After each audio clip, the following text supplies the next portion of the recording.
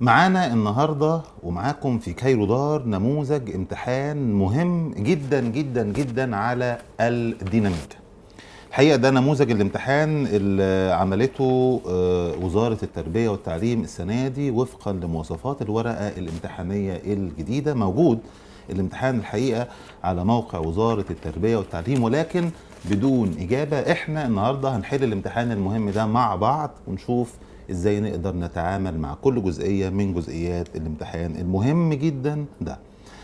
قدامنا السؤال الأول وكالعادة هو سؤال موضوعي في صورة أكمل. الحقيقة الفقرة الأولى بنتكلم فيها عن تعريف بسيط بيقول المعدل الزمني لبذل الشغل يسمى. طبعا كلنا عارفين انه تعريف القدرة هو المعدل الزمني لبذل الشغل، فبالتالي لما يقول لي المعدل الزمني لبذل الشغل نقول له هو القدرة. يبقى القدرة كان ليها تعريفين اللي احنا شايفينه ده، بالإضافة لأنها حاصل الضرب للقوة في السرعة في معظم المسائل، مش في كلها، لأنه أنا بعتمد علشان أقول القدرة هي قوة في سرعة على أنه الجسم يتحرك بأقصى سرعة أو بسرعة منتظمة، يعني من غير عجلة. أقصى سرعة ليه أضربها في القوة بتاعة المحرك يديني القدرة. يعني أنا أفضل تعريف القدرة يكون دائما المعدل الزمني لبذل الشغل، رغم أن أنا في مسائل كتير زيكم بتعامل مع القدرة على أنها قوة في سرعة، بس مش دايما. المهم الفقرة الثانية، لو انت معاك نموذج الامتحان ده، الحقيقة كان فيها خطأ بسيط، وكانت بتقول جسم سقط من ارتفاع كذا عن سطح الارض فسكن عند سطح الارض فيوجد رد فعل الارض. هي الحقيقة مش يوجد رد الفعل، فاحنا لغينا الجزئية الثانية. ممكن تتعامل معاها لانه المطلوب كمية الحركة او كمية التحرك فتبقى سهلة. فهنخش على طول على الفقرة الثالثة قدامنا اهي. بتقول يعرف مقدار القوة التي إذا أثرت على جسم كتلته 1 كيلو جرام لأكسبته عجلة قدرها 1 متر على الثانية تربيع. يبقى ده تعريف القوة التي إذا أثرت على جسم كتلته 1 كيلو أكسبته عجلة مقدارها 1 متر على الثانية تربيع. والحقيقة هذا المقدار، مقدار القوة، يعرف بالنيوتن. مظبوط. وممكن أنا كمان أغير السؤال أقول لك يعرف مقدار القوة التي إذا أثرت على جسم كتلته 1 جرام لأكسبته عجلة مقدارها 1 سنتيمتر على الثانية تربيع، فيبقى المطلوب هو الداين. طيب الفقرة اللي بعدها بتقول جسمان كتلتاهما كاف وكاف كيلو جرام، يعني الكتلتين قد بعض، مربوطان بطرفي خيط خفيف يمر على بكرة ملساء، أحدهما على مستوى مائل أملس والآخر يتدلى رأسيا. جميل. أحد تطبيقات قوانين نيوتن للحركة: إذا بدأت هذه المجموعة الحركة من السكون فإن الضغط على ممكن يتقال الضغط على محور البكرة، وممكن زي ما احنا شايفين كده الضغط على البكرة. ماله؟ فإن الضغط على محور البكرة أو الضغط على البكرة يساوي نقط. فإحنا عارفين إنه في الحالة دي اللي هي أحد تطبيقات قوانين نيوتن، الضغط على محور البكرة بيساوي محصلة الشد والشد، يعني 2 ش جتا ي على 2، على اعتبار ان الشد والشد متساويين فيبقى محصلة قوتين متساويتين، ودي حالة خاصة. واوضح له ان اليه دي عبارة عن ايه. اليه دي حيث الزاوية اللي انا سميتها ايه هي 90 ناقص اله. وايه هي اله؟ ه دي هي زاوية ميل المستوى على الافق. يبقى اتعامل معاها زي ما انت شايف، احد تطبيقات قوانين نيوتن بنتكلم فيها عن ضغط على محور البكرة، وهذا الضغط هو محصلة الشد والشد.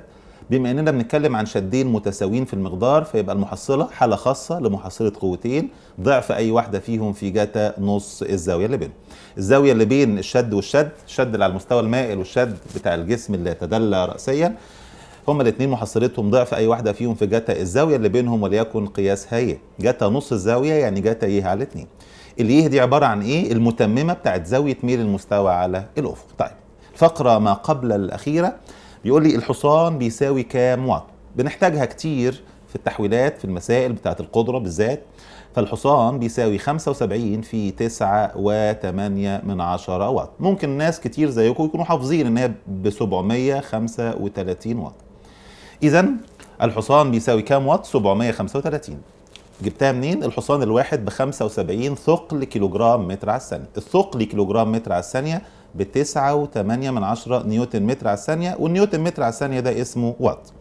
الفقرة الأخيرة في السؤال الأول مسألة صغيرة بيقول إذا تحرك جسم في خط مستقيم تحت تأثير القوى ق 2 س ناقص 3 ص. قوة ق مديها لي زوج مرتب 2 س ناقص 3 ص، يعني 2 وناقص 3. اتحرك منين؟ من نقطة الأصل لحد النقطة اللي إحداثياتها ناقص 1 و2.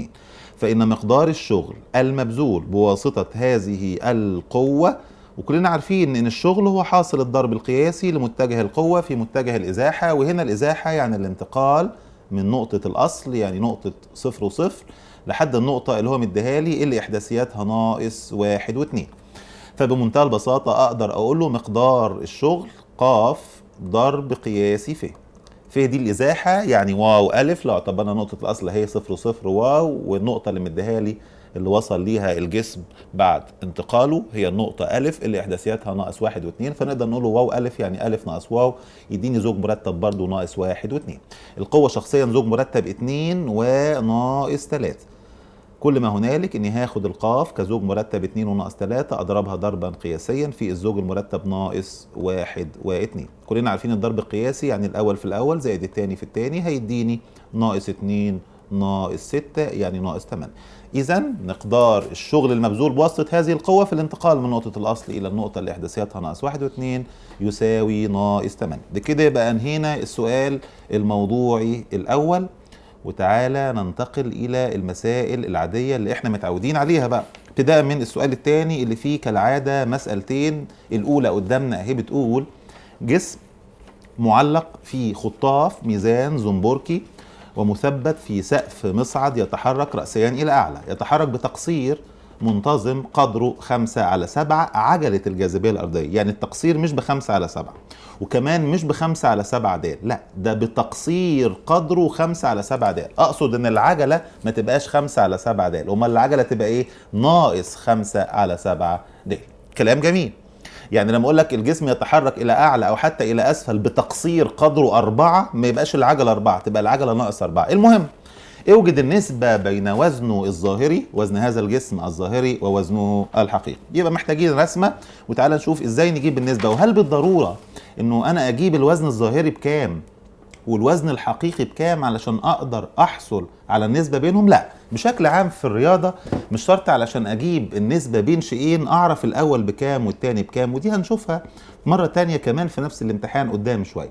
يعني هنا مش مضطر ان انا اجيب له الوزن الظاهري بكام واجيب له الوزن الحقيقي بكام واجيب النسبة بينهم، انا اقدر اجيب النسبة من غير ما اتعرف على كل واحد. طب ازاي؟ وبسرعة كده هنرسم الجسم المعلق في الميزان الزنبركي زي ما احنا شايفين كده. هنعتبر انه هو ده المصعد، ونرجع نجيب المسطرة بتاعتنا.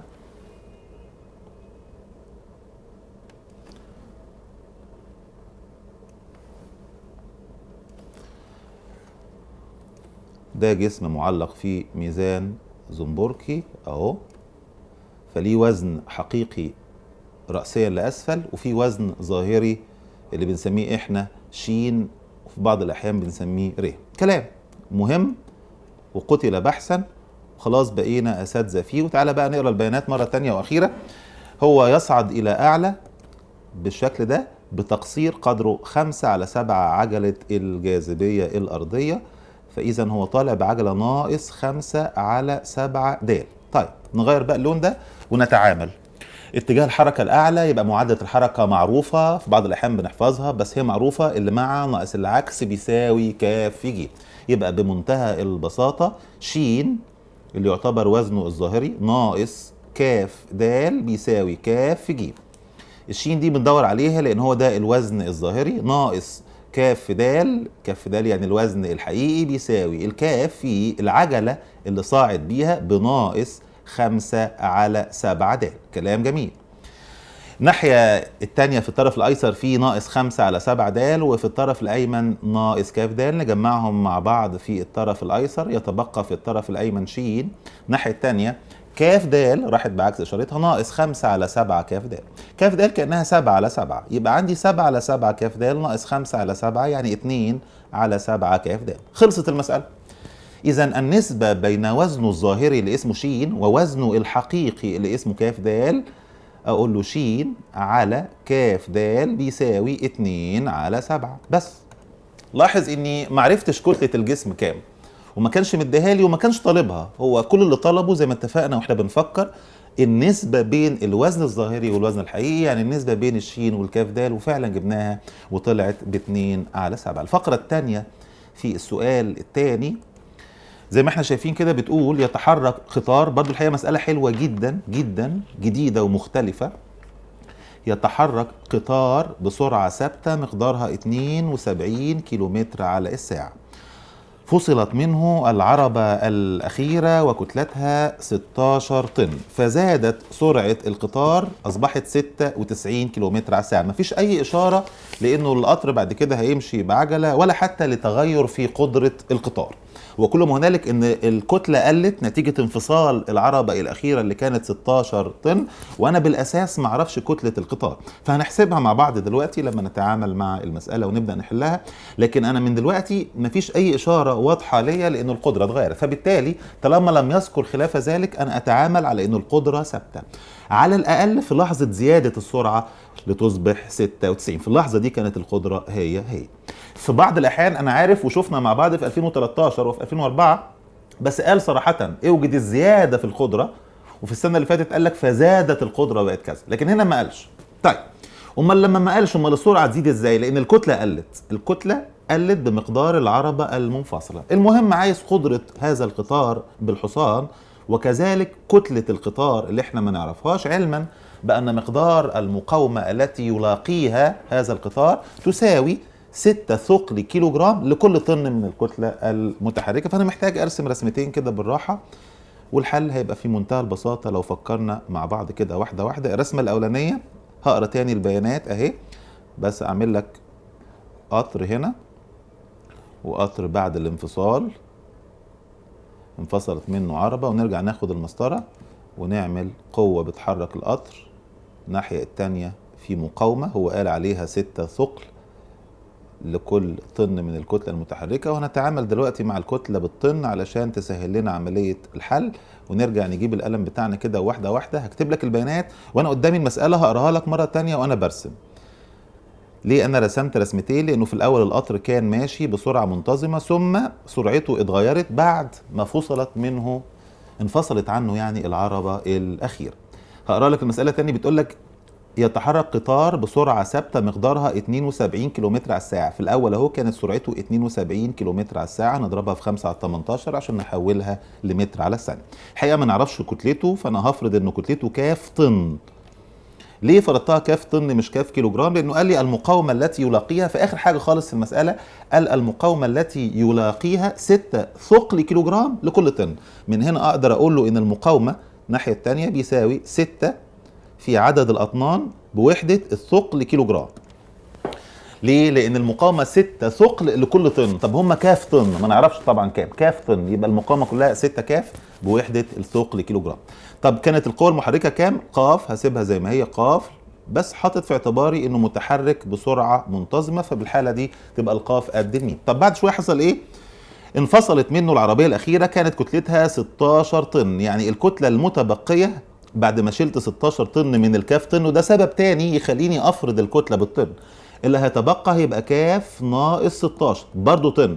ليه؟ انفصلت العربه الاخيره اللي كانت كتلتها 16 طن. حصل ايه؟ زادت سرعه القطار، اصبحت 96 كيلومتر على الساعه.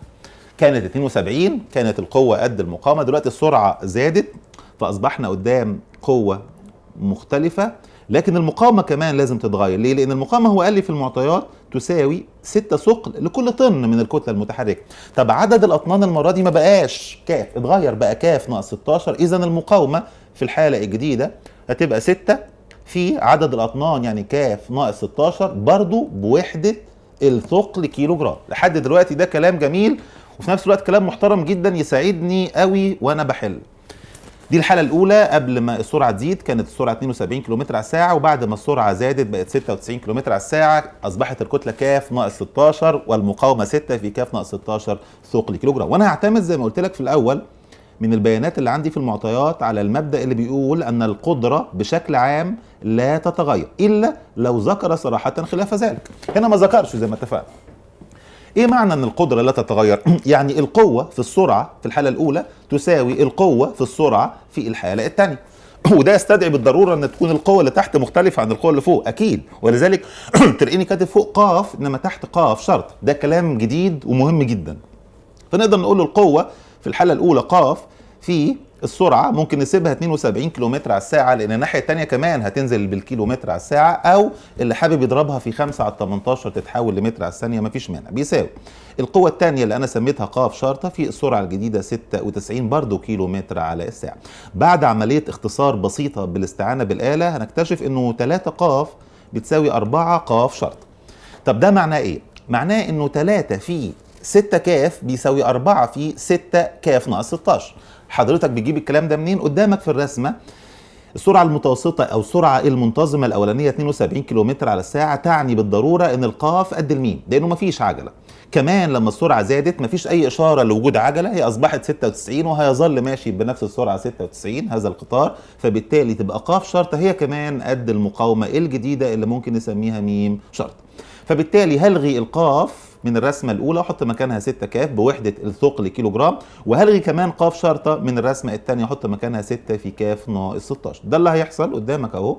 هشيل مكان القاف وأكتب 6 كاف، اللي حابب يضربها في 9.8 مفيش مانع، أنا منزلها بوحدة الثقل كيلو جرام لأنه مفيش عجلة. يبقى 3 في 6 كاف بيساوي 4 في 6 كاف ناقص 16. أصبحت قدام مسألة هايفة، عمليه بسيطه، عمليه حسابيه جبر، يعني الم الكافات مع بعض يطلع لي 3 في 6 ب 18 كاف، الناحيه الثانيه 24 كاف ناقص 4 في 16. المهم هنحسبها يطلع لي منها الكاف بتساوي 64 طن. انا منزل الكاف بالطن فطلعت ب 64، اذا الكاف تساوي 64 طن. هو ما تنساش انه طلب مني حاجتين، طلب مني الكتله والحمد لله جبتها، كتله القطار، لكن كمان عايز قدره القطار بالحصان، وانا كاتب القدره بتساوي القوه في السرعه.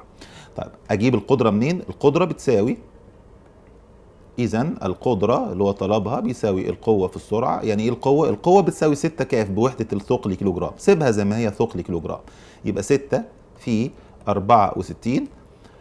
لان لاحظ حاجه، ان المقاومه دي بيساوي 6 ثقل لكل طن من الكتله المتحركه، فعدد الاطنان 64. ما تروحش انت بقى تغلط، مساله جميله جدا والله، تغلط وتقول لي ال 64 طن دول لما اكتبهم 64 في 10 اس 3. ليه؟ هو انا عايز عدد الكيلوهات؟ لا، ده المقاومه اللي بتساوي القوه تساوي 6 ثقل لكل طن من الكتله المتحركه. طب عدد الاطنان طلع 64، اذا المقاومه 6 في 64 بالثقل. طب بالتالي تبقى القوه هي كمان 6 في 64 بوحده الثقل. هكتب قوه بس ولا قوه في سرعه؟ لا، كمان محتاج السرعه، بس في الحاله دي ما ينفعش انزل السرعه بالكيلومتر على الساعه، لازم اضربها في 5 على ال 18. هستعين طبعا بالاله، في 72 اهي في 5 على ال 18. هلم الحاجات دي، مش هيطلع الناتج لا بالوات ولا بالحصان، هيطلع بالثقل كيلو جرام متر على الثانيه. هيطلع كام بالاستعانه بالاله؟ هيطلع 7680 وحده ثقل كيلو جرام متر على الثانيه. طب هو مش طالب كده، هو عايز القدره بوحده الحصان. هقسم الكلام ده على 75 هيديني 102.4 حصان. هي فيها حاجات كتيره قوي ممتعه، وعايزه نبقى مخليين بالنا جدا واحنا بنحل، لانه حتى الجزئيه الاخيره اللي فيها القدره دي، لاحظ انه ناس كتير انا متاكد هيكتب القدره قوه في سرعه. طب القوه قد المقاومه، المقاومه 6 في الكاف، الكاف طلعت 64، نضربها في 10 اس 3 عشان تبقى بالكيلو جرام. غلط.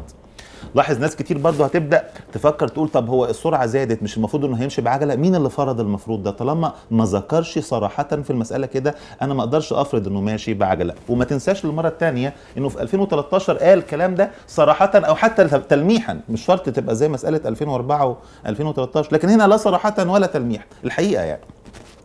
طيب ننتقل بقى للفقره الاولى من السؤال الثالث في الامتحان المهم قوي اللي احنا بنحله مع بعض ده. هنجد انه السؤال الثالث فقرته الاولى زي ما احنا شايفين كوره كتلتها 200 جرام، يعني بنتكلم عن مساله دفع وتصادم ممكن يدخل فيها طاقه حركه مفقوده او مكتسبه. الحقيقه المساله قدامنا اهي، وبرده مساله مهمه بتقول كوره كتلتها 200 جرام تتحرك في خط مستقيم افقي خشن، وعندما كانت سرعتها 9 متر على الثانيه صدمت كره اخرى ساكنه كتلتها 400 جرام، 400 جرام بس، فكونتا جسما واحدا بعد التصادم مباشرة. تحرك هذا الجسم على المستوى مسافة قدرها 9 أمتار حتى سكن. اوجد السرعة المشتركة للكرتين بعد التصادم مباشرة، وكذلك طاقة الحركة المفقودة نتيجة التصادم، ثم اوجد مقدار مقاومة المستوى لحركة الجسم بالنيوتن. تعالى كده نرسم الكورة اللي كتلتها 200 جرام بالمسطرة كده. يبقى ده قبل التصادم وده بعد التصادم اهو. الكورة اللي فوق في واحدة 200 وفي واحدة تانية 400، وانت كطالب اللي بتحدد الاتجاه اللي انت هتعتبره موجب اثناء الحل. ثم كونتا بعد التصادم جسما واحدا هيبقى كتلته 600، ونرجع بالقلم بتاعنا نحدد الاتجاه اللي انا هصحح على اساسه. انا هختار اليمين، ده هو الاتجاه الموجب وفقا لرسمتي. والكورة الصغيرة كانت 200 جرام ماشية في هذه الوجهة بسرعة 9 متر على الثانية. دي السرعة الأولى، ممكن أسميها عين واحد. السرعة الثانية مفيش، لأنها اصطدمت بكرة أخرى ساكنة كتلتها 400 جرام. ده كلام بالنسبة لنا في منتهى البساطة، منتهى السهولة. يبقى السرعة الثانية بصفر. طب بعد التصادم ايه الأخبار؟ هنشوف ايه الأخبار، لكن الكرة الجديدة بعد التصادم هتتعرض لمقاومة وبعدين هتمشي إلى أن تسكن. هو اللي قال كده وهقرا لك الكلام ده مرة تانية واحنا باصين على الرسمة اللي احنا رسمناها مع بعض، وعايزين نعرف يا ترى بعد التصادم الكرة المشتركة أصبحت سرعتها كام. يبقى المرة الثانية والأخيرة بيتكلم عن كورة كتلتها 200 جرام تتحرك في خط مستقيم أفقي خشن. عندما كانت سرعتها 9 متر على الثانية صدمت كورة أخرى ساكنة سرعتها صفر، يعني كتلتها 400 جرام، فكونتا جسما واحدا. بعد التصادم تحرك هذا الجسم على المستوى اللي تحت ده اللي هو طبعا 600 جرام، تحرك على المستوى مسافة 9 متر. ليه 9 متر مش 10؟ لأنه بعد 9 متر سكن. ممكن اشتغل في الجزء الثاني ده بالتغير في طاقه الحركه، اقول له طاقه الحركه النهائيه ناقص طاقه الحركه الابتدائيه بيساوي ناقص م في ف. طيب لكن هنشوف هنعمل ايه. اوجد السرعه المشتركه للكرتين بعد التصادم مباشره، وكذلك طاقه الحركه المفقوده بالتصادم، واوجد مقدار مقاومه المستوى لحركه الجسم. عايز كل حاجه. هنبدا زي ما انتوا قلتوا سبقتوني بالقاعده اللي بتقول مجموع كميتي الحركه قبل التصادم بيساوي مجموع كميتي الحركه بعد التصادم. يعني من الاخر كاف واحد عين واحد زائد كاف 2 عين 2 اللي ممكن ما اكتبهاش لان السرعه الثانيه بصفر بيساوي كاف واحد زائد كاف 2 الكتله الجديده 600 جرام في السرعه المشتركه للجسمين بعد التصادم مباشره. مفيش اسهل من اللي انا بقوله ده، لكن كمان بنشوفه في الامتحان اهو. الكتله الاولى 200 جرام في السرعه بتاعتها 9، مفيش مانع يبقى جرام وجنبه متر طالما كلهم هيبقوا زي بعض، زائد الكتلة الثانية في السرعة مش هكتبها لأنها بصفر بيساوي الكتلة الجديدة 600 في السرعة اللي لازم تطلع بوحدة المتر على الثانية. عملية حسابية بسيطة نطلع منها السرعة المشتركة اللي هو طلبها ب3 متر على الثانية. مسألة ما خلصتش، دي كانت البداية. إذا سرعة الكتلة 600 جرام يعني سرعته بعد التصادم مباشرة هي 3 متر على الثانية، اللي ممكن نتعامل معاها على أنها سرعة ابتدائية تمشي بيها الكتلة 600 جرام مسافة 9 أمتار إلى أن تسكن. فأصبح عندي سرعة ابتدائية ب3، سرعة نهائية بصفر، ومسافة 9 أمتار. زي ما قلت لكم من شوية ممكن نقول له التغير في طاقة الحركة النهائية ناقص الابتدائية بيساوي الشغل الكلي المبذول أثناء تلك الحركة، يعني ناقص م في ف، ومنها نطلع الميم مباشرة. بس عايز قبل الكلام ده أتعرض لنقطة هو طلبها. عايز طاقة الحركة المفقودة نتيجة التصادم. يعني ايه؟ يعني الكرة الأولى كان ليها طاقة حركة نص كاف عين تربيع، الثانية كمان كان ليها طاقة حركة ولو إنها بصفر نتيجة إنها ساكنة، لكن مجموع طاقتي الحركة قبل التصادم ثم طاقة الحركة الجديدة بعد التصادم، وأطرح علشان الكبير ناقص الصغير عشان نعرف طاقة الحركة المفقودة أو المكتسبة. هنا حتى هو موضح لي عايز طاقة حركة مفقودة، فأنا هفهم بالضرورة إنه قبل التصادم كان أكبر من بعد التصادم فحدث فقد في طاقة الحركة. الكلام ده في منتهى البساطة ممكن نجيبه نقول له قبل التصادم مجموع طاقتي الحركة، مش كمية الحركة، لا طاقتي الحركة نص أهو قبل التصادم مجموع طاقتي الحركة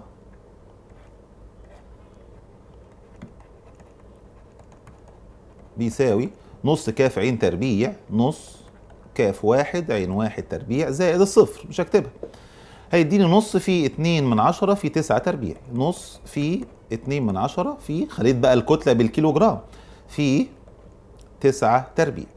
طب يا ترى بعد التصادم، ممكن نكتب بعد التصادم هنا، بعد التصادم اهو برضو طاقة الحركة نص كاف عين تربيع، يعني طاقة الحركة نص في 600 جرام اللي هي 6/10 في السرعة اللي لسه مطلعينها حالا 3 تربيع.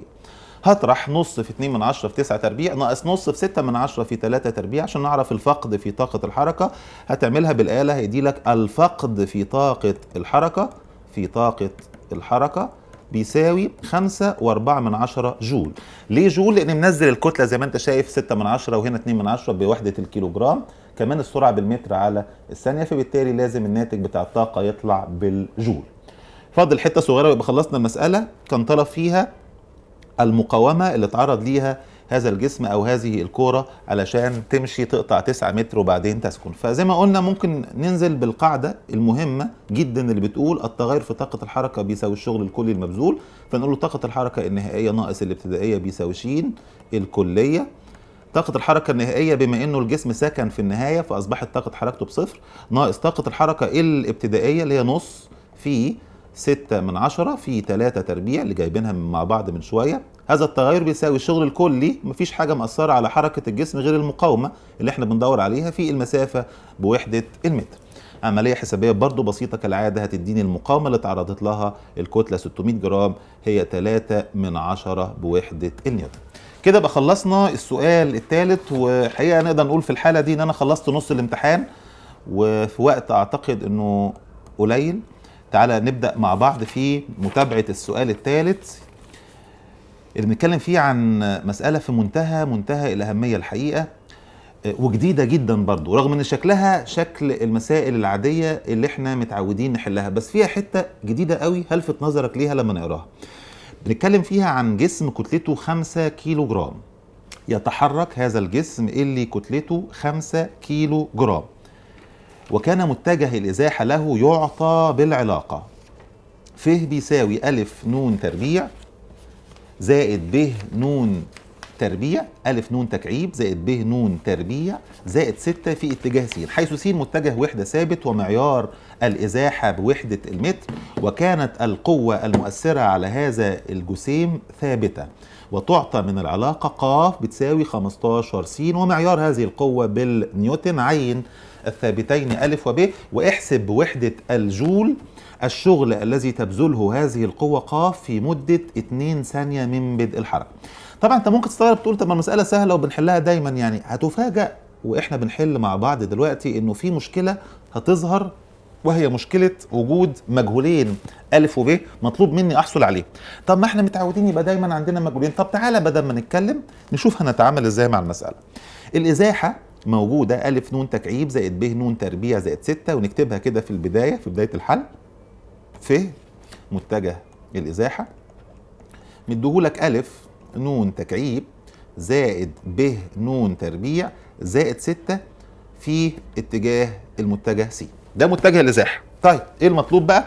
عايز يطلع الألف والب علما بأن القوى المؤثرة على هذا الجسيم ثابتة تعطى بالعلاقة ق بتساوي 15 في اتجاه س. طيب كلنا عارفين بما انه الكتلة 5 كيلو جرام، اللي انا كاتبه ده مش حل، ده المعطيات. الكتلة 5 كيلو جرام، كتلة مش متغيرة، فبالتالي اقدر اقول له انه القاف بيساوي ك في ج. كلنا عارفين انه القاف هي المعدل الزمني للتغير في كمية التحرك، يعني هو الاصول نقول انه ق بتساوي د ن ك في عين. امتى بنكتب الكلام ده؟ لو كانت الكتلة متغيرة. المرة دي الكتلة علشان ثابتة فما فيش قدامي غير اني اجيب د ن للسرعة، يعني من الاخر القاف هي ك في ج.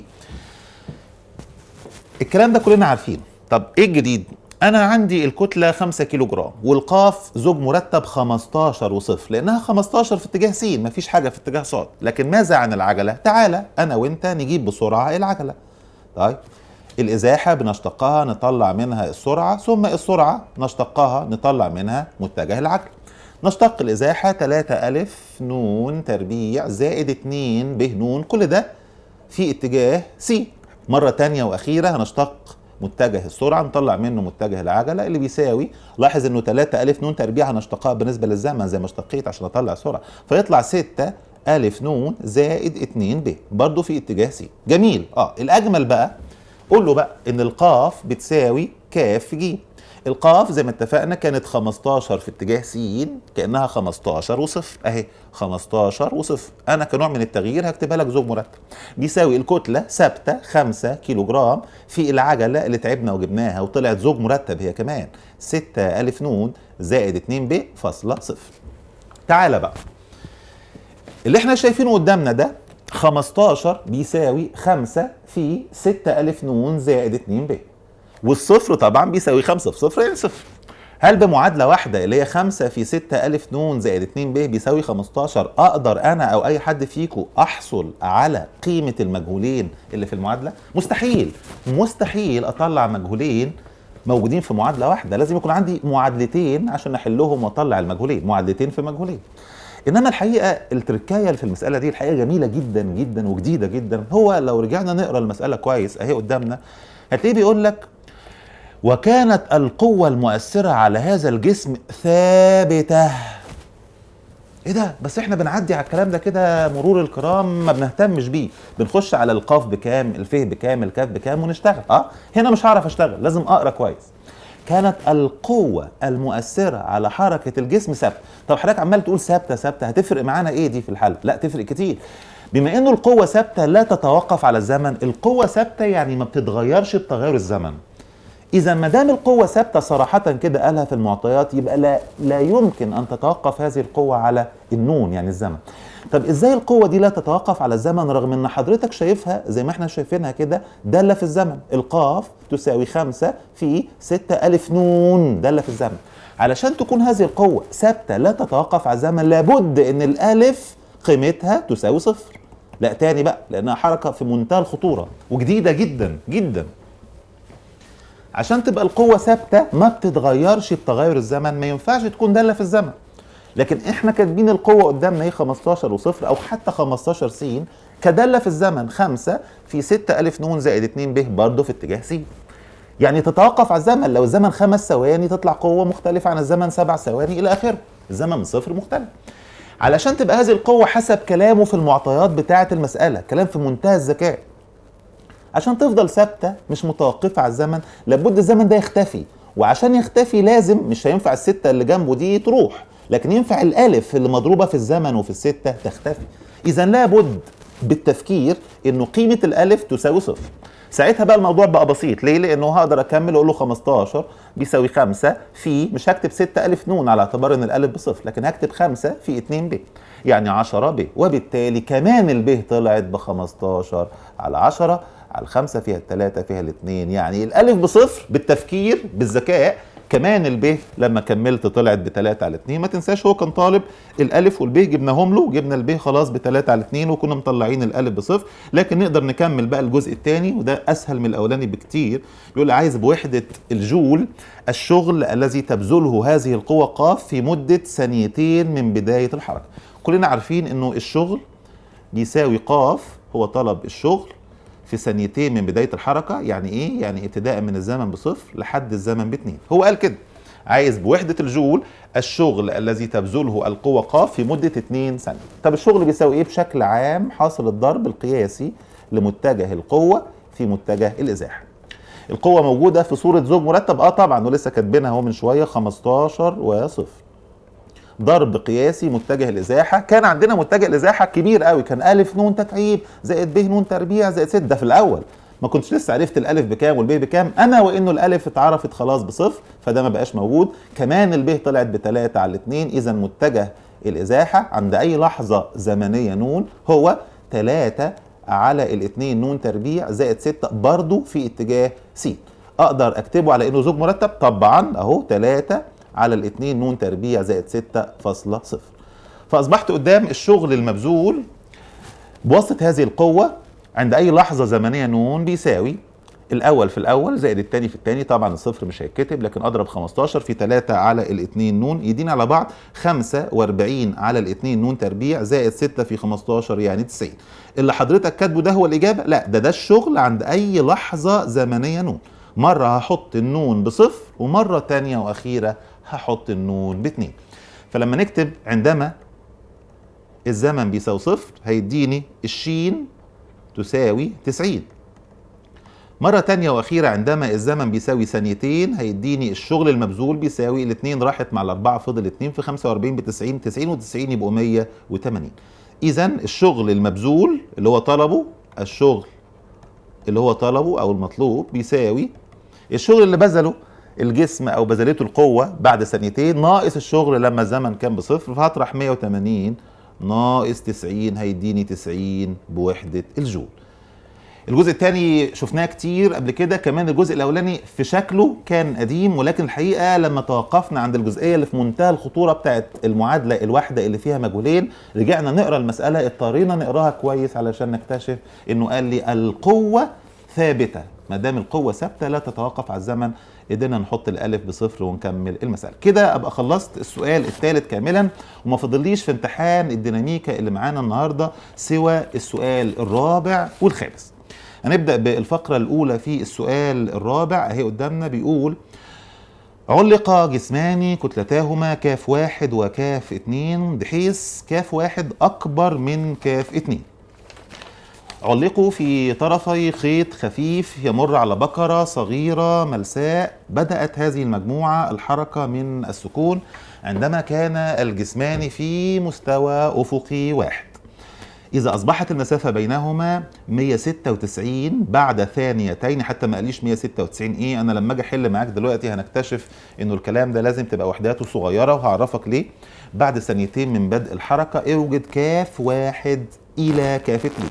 في نفس الامتحان اللي احنا بنحله مع بعض ده في مسألة تانية كان طلب فيها النسبة بين الوزن الظاهري والوزن الحقيقي، وساعتها قلت لك إنه مش شرط أنا أعرف ده بكام وده بكام، رغم اني ما اعرفش الوزن الظاهري، ما كنتش اعرف الكتله اصلا، الا اني قدرت معاك اجيب النسبه. هنا كمان طلب النسبه بين الكتلتين، ما طلبش الكتله الاولى بكام والكتله الثانيه بكام، بس انا محتاج ارسم واقرا المساله مره ثانيه بعد ما ارسم شكل المساله. فانا في الاول هعمل الجسمين بالشكل ده، دي البكره اللي بيتدلى منها الجسمين اللي كتلتاهما كاف واحد وكاف اتنين. إذا هنا في جسم،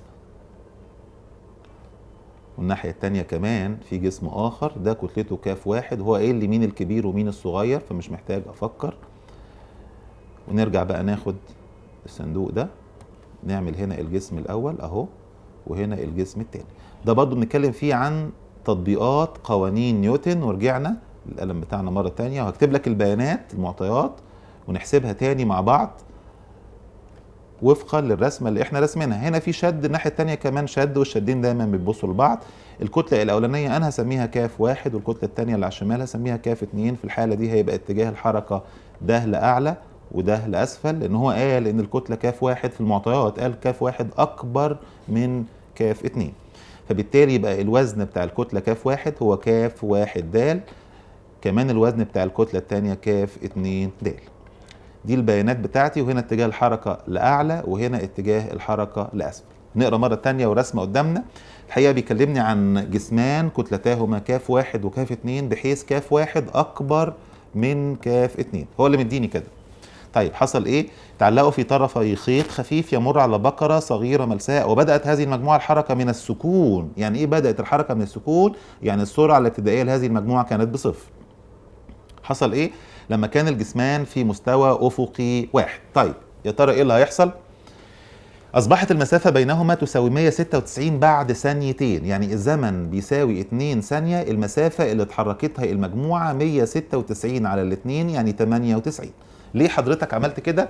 لأنه الجسمين زي ما اتفقنا وشرحنا الكلام ده زمان في تطبيقات قوانين نيوتن الباب الثاني في منهجنا السنة دي، بما إنه الجسمين دول كانوا في مستوى أفقي واحد وبعد ثانيتين أصبحت المسافة بينهم مثلا 20 متر، ده معناه إن المجموعة اتحركت 10 متر، لأنه ده هينزل 10 متر لتحت وده هيطلع 10 متر لفوق. إذا بعد الثانيتين أصبحت المسافة بينهم 20 متر. يبقى تاني هو قال لي أصبحت المسافة بينهما بعد ما كانوا في مستوى أفقي واحد أصبحت المسافة بينهما 196. ده معناه انه الجسم ده نزل 98 والتاني طلع 98، فمجموعهم بقى 196. ده امتى؟ بعد ثانيتين من بدء الحركة. طيب طلبات حضرتك، عايز زي ما اتفقنا النسبة بين الكتلتين كاف واحد وكاف اتنين. طب نتعامل بمعادلات الحركه بتاعتنا، او اللي حافظ وده يكون افضل عشان الاكمل كمان بتاعتنا السنه دي، اللي حافظ ممكن يقول له ان العجله، عجله حركه المجموعه بيساوي الكتله الكبيره ناقص الصغيره على مجموعهم في د، او مجموع القوه على مجموع الكتل، ايا كان حسب ما انت متعود. لكن في البدايه انا عايز استفيد بقصه انه المسافه اللي المجموعه اتحركتها 98 في زمن ثانيتين ابتداء من السكون، فاقدر اشتغل بمعادله حركه واقول له ف بيساوي عن صفر نون كده اهو، ف بيساوي عن صفر نون زائد نص ج نون تربيع. الجيم دي تمثل ايه؟ عجله حركه المجموعه اللي مشيت مسافه قد ايه؟ 98. انا مش فاهم ازاي حضرتك تكتب المسافه 98 وهو قايل في المعطيات انه المسافه 196. انا شرحت خلاص انه المسافه 196 لا تعني ان المجموعه اتحركت 196، لكن تعني بالضروره ان المجموعه اتحركت 196 على الاثنين. المهم تبقى المسافه دي 98 بيساوي السرعه الابتدائيه بصفر، فمش هكتب خلاص يعني صفر نون، لكن هكمل واقول له نص في العجله لاني محتاجها في مربع الزمن، يعني 2 تربيع ب4. بالتالي عمليه حسابيه في منتهى البساطه، هقسم فيها 98 على الاثنين لان الاربعه الاثنين فيها الاثنين، تديني العجله ب 49. وانا متعمد اكتب 49 لان هو كمان واضع السؤال متعمد يكتب تساوي المسافه بينهما تساوي 196، ما ذكرش 196 ايه. المهم بقت العجله 49 بالوحده اللي حضرتك مديها لي. لكن عجلة حركة المجموعة بشكل عام بيساوي زي ما اتفقنا مجموع القوة على مجموع الكتل، أو كاف واحد ناقص كاف اتنين على كاف واحد زائد كاف اتنين في د. الدال دي حسب الوحدة اللي انت هتنزل بيها الكتلة وحسب الوحدة اللي نازلة بيها الجيم. طب الجيم بتاعتي، وخليك معايا بقى في الحتة الخطيرة اللي جاية دي. الجيم طلع ب 49 حتى ما نعرفش 49 ايه، بيساوي كاف واحد ناقص كاف اتنين على كاف واحد زائد كاف اتنين. هنا قدامنا خيارين، يا اما الدال دي تكون ب9.8، يا اما تكون ب980. لو بالسنتيمتر على الثانيه تربيع تبقى 980، لو بالمتر على الثانيه تربيع تبقى 9.8. ليه انا هضرب في 980 رغم انه في المعطيات ما حددليش ال 196 دي متر ولا سنتي، فبالتالي انا ما اعرفش ال 98 دي متر ولا سنتي، فبالتالي اخيرا ما اقدرش احدد العجله 49 سنتيمتر على الثانيه تربيع ولا متر على الثانيه تربيع. بس بالله عليك انت لو كتبت الناحيه الثانيه دي 9.8، هل الكلام ده يكون جائز؟ غير جائز طبعا. ليه حضرتك بتقول غير جائز كده على طول بدون تفكير؟ لانه تخيل معانا كتبت هنا مثلا غلطان وكتبت 9.8، هيبقى الفرق بين الكتلتين على مجموعهم بيساوي 49 على 9.8، يعني الفرق بينهم على مجموعهم يطلع اكبر من واحد. المفروض الفرق بينهم كتلتين ما نعرفهمش، الفرق بينهم على مجموعهم يطلع كسر. الفرق بينهم على مجموعهم لازم يطلع اقل من واحد، فبالتالي لازم يكون عندي الناحيه الثانيه 980، بحيث كاف واحد ناقص كاف اتنين لما اقسمها على كاف واحد زائد كاف اتنين يديني الناتج 49 على 980. ما ينفعش تبقى 49 على 9.8 عدد اكبر من الواحد. الموضوع ده محتاج منك وانت بتحل انك مش اول حاجه تفكر فيها انه المساله فيها غلطه، ولا اول حاجه تفكر فيها انك تسيبها، لا بالعكس تتعامل معاها وتحاول تفكر. واحنا عملنا الكلام ده في نفس الامتحان المحترم قوي اللي بنحله ده من شويه لما قرينا مساله القوه اللي قال فيها علما بان القوه ثابته. ناس كتير تقول لك لا المساله دي فيها غلطه لان فيها مجهولين الف وب. نكمل تاني كلام في منتهى الأهمية والخطورة. الدال أنا ما اعرفش وحدتها كام، لكن قدرت بالتفكير معاك دلوقتي أحدد إنها الوحدة 980 سنتيمتر على الثانية تربيع. المهم خلاصة الكلام، هقسم بقى 49 على 980، هلاقي إنه كاف واحد ناقص كاف اتنين على كاف واحد زائد كاف اتنين بتساوي 49 على 980، يعني 1 على 20. حاصل ضرب الطرفين بيساوي حاصل ضرب الوسطين، فنحصل على 20 كاف واحد ناقص 20 كاف اتنين بيساوي كاف واحد زائد كاف اتنين. نجمع بقى كاف واحد مع بعض وكاف اتنين مع بعض، نجحت الخطة بتاعتنا. هنلاقي ان 19 كاف واحد بيساوي 21 كاف اتنين، ومنها مباشرة كاف واحد على كاف اتنين بتساوي 21 على 19. ما تنساش اني قلت لك في البداية، انا خلصت المسألة بس قلت لك في البداية انه مش شرط عشان نجيب النسبة بين الكتلتين نعرف دي بكام ودي بكام. لاحظ انه النسبة بينهم كاف واحد الى كاف اتنين طلعت بواحد و20 على 19، رغم اني ما اعرفش الكتله دي بكام ولا الكتله الثانيه بكام. جبت النسبه بينهم. طب كلام جميل جدا، والاجمل ان احنا ننتقل للفقره الثانيه والاخيره، برضو مساله حلوه قوي في السؤال الرابع، السؤال ما قبل الاخير. القطار اللي عندنا في الفقره الثانيه من السؤال الرابع مسالته قدامنا اهي، بتقول يتحرك قطار كتلته، الحقيقه مساله حلوه جدا جدا نتيجه انه ارقامها مش سلسه، وده ما يخلينيش ابدا اشك في حلي او حاجه، بالعكس انا هحل بمنتهى الثقه وهعيد كلامي اللي انا بحله ده، هعيد عليه مره تانية كمراجعه واكتشف ان كلامي مظبوط، يبقى الموضوع منتهي. مش معنى ابدا ان الزمن مثلا في احد المسائل طلع لي في امتحان 2500 على 7 يبقى انا بتكلم كلام غلط او اتوتر خالص. طيب، زائد ان المساله في حد ذاتها مساله حلوه في طريقه حلها. تعال نشوف. يتحرك قطار كتلته 100 طن على مستوى افقي بسرعه ثابته 63 كيلومتر على الساعه. انفصلت منه العربه الاخيره. ايه ده؟ طب ما احنا في نفس الامتحان كان في عربيه منفصله، بس طريقه الحل مختلفه والسؤال مختلف تماما. انفصلت منه العربه الاخيره اللي كانت كتلتها 20 طن. المره اللي فاتت ما كانش عندي الكتله، حتى كنت فارضها كاف طن. المهم هنا الكتله 100 طن، انفصلت منه العربه الاخيره 20 طن. فاذا كانت المقاومه تعادل 5 ثقل كيلوغرام لكل طن من الكتلة المتحركة، فاثبت أن هذه العربة تتحرك مسافة 3.125 من ألف كيلو متر قبل أن تسكن. كذلك اوجد البعد بين القطار والعربة لحظة سكون العربة. زي ما قلت لك مسألة في منتهى الخطورة، مسألة مهمة جدا جدا جدا، وأنا هرسم لك رسمة كده بالراحة واحدة واحدة نفهم منها إزاي نقدر نتعامل مع المسألة المرة دي. دي الرسمة الأولى اللي فيها القطار لما كان 100 طن، ده القطار لما أصبح 80 طن، انفصلت منه العربة 20 طن، ودي العربة اللي منفصلة عن القطار اللي هي 20 طن. كلام جميل. عايزين نرجع للمسطرة بتاعتنا وهقرا لك الكلام اللي احنا قريناه في المسألة دلوقتي بعد ما نكتب البيانات دي على الرسمة. هنا في قوة بتحرك القطار أيام ما كان 100 طن، بما إنه كان يتحرك بسرعة منتظمة يبقى القوة قد المقاومة. انفصلت منه العربية اللي كانت 20 طن فتبقى 80، مازال هناك في قوة، في مقاومة أكيد أقل من المقاومة في الحالة الأولى، لكن العربة المنفصلة دي تعرضت لمقاومة فقط لا غير. ليه؟ لأنه ما بقاش في قوة بتحركها بما أنها انفصلت عن القطار. في كل الأحوال العربية المنفصلة هتتحرك لزمن ما نعرفوش، فأنا هعتبر إنها مشيت مسافة قطعت فيها عدد من الكيلومترات، بينما العربة أو بقية القطار مشي مسافة عن طريق القوة المحركة ليه. هنعرف بقى من قرايتنا للمسألة مرة تانية وأخيرة الرسومات دي فايدتها إيه، إحنا عاملينها كده علشان إيه، بس عايز بوكس كده أحطه في الآخر أهو.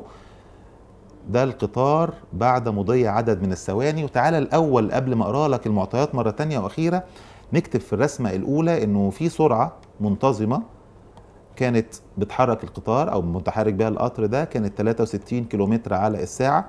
لما كان متحرك ب 100 طن في قوة كانت بتحركه في الاتجاه ده، في مقاومة 5 في 10 ثقل كيلوغرام. جبت الكلام ده حضرتك منين؟ اهو مكتوب قدامي في المسألة. يتحرك قطار كتلته 100 طن على مستوى افقي بسرعة ثابتة 63 كيلومتر على الساعة. انفصلت منه العربة الأخيرة كتلتها 20 طن. فين العربة الأخيرة؟ اهي 20 طن، يعني القطار المتبقي منه 80 طن. ايوه انا بسأل حضرتك جبت منين المقاومة 5 في 10؟ هنقرا نكمل المسألة للآخر هتلاقيه بيقول لك فإذا كانت المقاومات تعادل 5 ثقل كيلوغرام لكل طن من الكتلة المتحركة. فإذا المقاومة هنا كانت 5 ثقل في عدد الأطنان، يبقى 5 في 100، دي 5 في 100، ثم اللي بعدها 5 ثقل برضو في عدد الأطنان بس الأطنان قلت، يبقى المقاومة في الحالة الثانية 5 في 80 برضو بوحدة الثقل كيلوغرام. وكمان العربة المنفصلة المقاومة اللي تعرضت لها 5 في 20 بوحدة الثقل كيلوغرام. عدد الأطنان 20، هنا عدد الأطنان 80، تحت ما فيش قوة، لكن في الحالة الثانية بعد الانفصال كان في قوة بتحرك هذا القطار. لحد دلوقتي احنا لسه ما فكرناش في طريقة الحل، لكن بنكتب البيانات. عايز ايه تاني؟ اثبت ان العربية تتحرك 3.125 من ألف. فين العربية؟ العربية المنفصلة دي. اثبت انها تتحرك مسافة 3.125 من ألف لحد ايه؟ قبل ان تسكن. يبقى دلوقتي استنتجت لما قريت المسألة انه العربة المنفصلة هتقطع مسافة، عايزين نثبت انها 3 كيلومتر و125 من ألف لحد ايه؟ لحد ما تسكن. طيب العربية دي تعرضت لمقاومة أثناء سيرها، فنقدر نقول له ان ناقص م بيساوي ك في ج، وبعض الناس المحترفه زيكم يقدر ينزل بالقانون بتاع التغير في طاقه الحركه، يقولوا ان طاقه الحركه النهائيه ناقص طاقه الحركه الابتدائيه بيساوي ناقص م في ف. كده صح وكده صح، ولو اني كده كده محتاج اجيب العجله علشان اجيب منها الزمن، لكن انا ما عنديش مانع لو انت حابب تبدا غير البدايه اللي انا هحل بيها وتقول طاقه الحركه النهائيه ناقص طاقه الحركه الابتدائيه بيساوي ناقص م في ف، على اعتبار اني هعتبر انه السرعه الابتدائيه هي نفس سرعه القطار لحظه الانفصال. القطر كان ماشي بسرعه ثابته، سرعه منتظمه 63 كيلومتر على الساعه، لما انفصلت منه العربيه اللي كتلتها 20 طن هتبدا لحظه الانفصال حركتها بتقصير، يعني بعجله سالبه لحد ما تخلص وتسكن، ولكن لما هتبدا الحركه هتبدا بنفس السرعه بتاعه القطار لحظه الانفصال. اذا هذه السرعه الابتدائيه بتاعت العربة المنفصلة هي نفس سرعة القطار 63 كيلومتر على الساعة. هتبدأ السرعة تقل نتيجة ان القطر هيتعرض لمقاومات تعوقه عن الحركة، فيقطع مسافة هنثبتها دلوقتي وهنطلعها إلى أن يسكن في النهاية. ده كلام منطقي وإحنا فاهمينه كويس. وزي ما قلت لك عندي خيارين، أنا هبدأ بالخيار غير اللي أنا قلت لك عليه بتاع التغير في طاقة الحركة، لأني محتاج بعد ما أجيب العجلة أطلع منها الزمن، مش بس محتاج اقول له طاقه الحركه النهائيه ناقص الابتدائيه بيساوي ناقص م في ف. طيب يبقى بالنسبه للعربه المنفصله، وما ننساش في الاول في المعطيات نقول له انه ال 63 كيلومتر على الساعه تتضرب في 5 على 18 فيظهر عندي 17 ونص متر على الثانيه، هي دي السرعه المنتظمه اللي هنتعامل معاها لانها سرعه ابتدائيه للعربه المنفصله. طيب تعالى بقى نحسبها كده ونشتغل على العربيه المنفصله ونكتب للي بيصحح بالنسبه للعربه المنفصلة. ندرس حركتها، معادلة حركة ناقص م بيساوي ك في ج ثم عين تربيع بيساوي عين صفر تربيع زائد 2 ج ف. نبدأ بمعادلة الحركة اهي، ناقص م بيساوي ك في ج. الميم مكتوب عندك 5 في 20 بس بوحدة الثقل كيلو جرام، ده معناه انه ناقص م معناها ناقص 5 في 20 في 9.8، مش هينفع اشتغل بوحدات تثاقلية في معادلة داخل فيها عجلة اطلاقا في اي نوع من المسائل. بس حضرتك معودنا في مسائل القدره تشتغل بوحده تثاقليه وقلت لنا ده افضل في مسائل القدره اللي ما فيهاش عجله، غالبا ما بيبقاش فيها عجله، لكن ما ينفعش اشتغل بوحده تثاقليه في اي معادله يكون داخل فيها عجله من اي نوع. طيب المهم، فاذا ناقص 5 في 20 بوحده الثقل كيلو جرام ضربتها في 9.8 عشان تبقى المقاومه بالنيوتن فتليق على الكتله في العجله اللي هيتكتبوا في الطرف الايسر. طيب الكتله المتحركه اكيد مش 20 طن، لا 20 في 10 أس 3 لأني شغال دلوقتي بالوحدات القياسية في العجلة. إذا عرفنا العجلة هنستعين بالآلة وهنطلع ساعتها العجلة التقصيرية اللي هتلاقيها عندك ج بناقص 49 من 1000 متر على الثانية تربيع. دي إيه 49 من 1000 اللي بالسالب دي؟ ده التقصير اللي هتتحرك بيه العجلة السالبة اللي هتتحرك بيها العربة المنفصلة. جايبينها ليه؟ علشان نطلع المسافة ونثبت انها 3.125 من 1000. ده الجزء الاول، لسه المسألة طويلة حلوة. نقدر نقول له بقى معادلة الحركة عين تربيع بيساوي عن صفر تربيع زائد 2 ج ف. كلام جميل. السرعة النهائية بصفر بيساوي الابتدائية هي 63 كيلومتر على الساعة اللي طلعت 17 ونص متر على الثانية، إذا 17 ونص تربيع زائد 2 في العجلة لسه مطلعينها حالا بناقص 49 من 1000 في الإزاحة اللي أكيد هتطلع زي ما هو طالب. المعادلة دي هنستعين فيها بالآلة الحاسبة فهنكتشف إنه الف بتساوي 3125 متر. يعني إيه 3125 متر؟ يعني 3 كيلومتر و125 من 1000، وهو المطلوب إثباته أولا. لاحظ إنه طلب كده، لسه المسألة ما خلصتش. قال لي اثبت ان العربة المنفصلة تتحرك مسافة 3.125 من 1000 كيلومتر قبل ان تسكن. لله الحمد عملناها، وانا حابب عشان اريحك لان انا سامعك دلوقتي بتقول لي طب وليه اكتب معادلتين 4 سطور؟ انا قلت لك ليه كتبت كده؟ لاني محتاج العجلة اللي منها هحصل على الزمن. بس نعتبر ان انت ما قريتش المسألة للاخر ولما تبقى تتزنق بعدين تبقى تروح تجيب العجلة. لا، انا هريحك اقول لك هي برضه ناقص الابتدائية بيساوي ناقص م في ف. التغير في طاقة الحركة بيساوي الشغل الكلي المبذول أثناء تلك الحركة. بمنتهى البساطة طاقة الحركة النهائية بصفر لأنه العربة المنفصلة سكنت، ده حل آخر للجزء الأول. ناقص طاقة الحركة في البداية نص في الكتلة اللي 20 طن 20 في 10 أس 3 طبعا في مربع السرعة يعني 17 ونص تربيع. طب الكلام ده بيساوي ناقص م في ف، يعني ناقص 5 في 20 في 9.8 في المسافة. هتلم الحاجات دي بالآلة هيدي لك برضو المسافة ب 3125 متر عشان تبقى مرتاح. الجزء الثاني بقى خطير جدا. بيقول لي واوجد البعد بين القطار والعربة لحظة سكون العربة. الله، حلو قوي. يعني ايه البعد بين القطار والعربة لحظة سكون العربة؟ انا ما اعرفش اصلا العربة المنفصلة دي سكنت بعد زمن قد ايه. هو بيكلمني عن لحظة سكون العربة، لازم اعرف الزمن اللي بعده العربية دي وقفت، وده سهل لان اصبح عندي سرعة ابتدائية وسرعة نهائية، كمان عندي مسافة وعندي عجلة، كل حاجة يعني. فبمنتهى البساطة اقدر اعرف هذه العربة سكنت بعد زمن قد ايه، واعرف بقى الجسم المتبقي او القطار اللي تبقى منه 80 طن في هذه الفترة الزمنية نون اللي هنحصل عليها حالا مع بعض، يا ترى قطع مسافة قد ايه. فعلى سبيل المثال لو كان القطر قطع مسافة 100 كيلومتر في نفس الزمن، والعربة المنفصلة قطعت 20 كيلومتر، اذا المسافة بينهما بعد نفس الزمن بيساوي 100 ناقص 20. دي الخطة. التنفيذ في منتهى البساطة هعمله لك في 3 سطور دلوقتي. لكن قبل ما ننفذ، هو ايه معنى السؤال؟ عايز البعد بين القطار والعربة لحظة سكون العربة. انا اساسا لحد دلوقتي ما اعرفش العربة المنفصلة يعني هتسكن بعد زمن قد ايه. فبمنتهى البساطة بمعلومية السرعة الابتدائية والنهائية والعجلة، كمان معايا المسافة اللي يعجبك، تطلع الزمن اللي عنده هتسكن العربة المنفصلة. مثلا 4 ثواني. تسأل نفسك يا ترى بقية القطر خلال نفس ال4 ثواني دول هيكون قطع مسافة قد ايه؟ هنفترض جدلا، مع ان ارقامها مش هتطلع لذيذة، نفترض جدلا انه القطر في نفس الفترة الزمنية دي قطع مسافة 100 كيلو، بينما العربة في نفس ال4 ثواني دول قطعت 20 كيلو. اذا المسافة بين القطار والعربة المنفصلة 100 ناقص 20. حلو قوي. نفذ بقى حضرتك الكلام النظري اللي انت قعدت تحكي لنا عليه. طيب هنقول له كده بالنسبة للزمن اللي هتسكن عنده العربة، يكون الزمن الذي تسكن بعده هذه العربة المنفصلة نون. طب نجيبه منين؟ زي ما انت عايز بقى. اقول له عين، اهي الرسمة قدامك اهي، عين بيساوي عين صفر زائد ج نون. من عندي العجلة بناقص 49 من 1000، وعندي السرعة الابتدائية، وعندي السرعة النهائية. فنقول له كده عين بيساوي عين صفر زائد ج نون. انا ما بجيبش حاجه من عندي، خلاص الارقام كلها موجوده. عين يعني السرعه النهائيه، بما ان العربه المنفصله سكنت في النهايه تبقى سرعتها النهائيه بصفر. طب الابتدائيه كانت ب 17 ونص، اللي هي سرعه القطار في الاول كانت بالكيلومتر على الساعه وحولناها. عين صفر هي زي ما هي، زائد العجله اللي طلعت عجله تقصيريه كانت طالعه ناقص 49 من 1000، مجرد تعويض في الزمن. عمليه حسابيه بسيطه، يطلع لي الزمن 2500 على 7 ثانيه. ما تخضش بقى، طالما انا متاكد من الاجابه بتاعتي. الزمن طلع 2500 على 7 ثانيه. جايبينه ليه الزمن ده؟ علشان نسال نفسنا يا ترى ال 80 طن المتبقين، يعني بقيه القطار بعد الانفصال، خلال نفس الفتره الزمنيه 2500 على 7 ثانيه هيكون قطع مسافه قد ايه. وده هيستلزم منك بالضروره انك تعرف العجله اللي هيتحرك بيها القطار المتبقي اللي كتلته 80 طن. طيب تعالى نكمل. نقول له بالنسبة للقطار بعد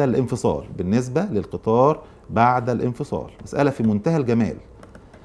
يعني الكتلة المتبقية من القطار اللي هي 80 طن بعد الانفصال، بعد انفصال العربة عنه او انفصاله عن العربة، يا ترى معدل الحركة بتاعته يبقى شكلها ايه؟ ق ناقص م بيساوي ك في ج. يعني مش هيفضل ماشي بالسرعه المنتظمه، لا طبعا، ما هو كتلته قلت، في عربيه انفصلت، فما دام كتلته قلت هيشد بقى شويه فهيمشي بعجله. في 20 طن انفصلوا عن ال 100 طن اللي كانوا متحركين في القطار، فتبقى 80 طن فهيشد شويه هيمشي بعجله.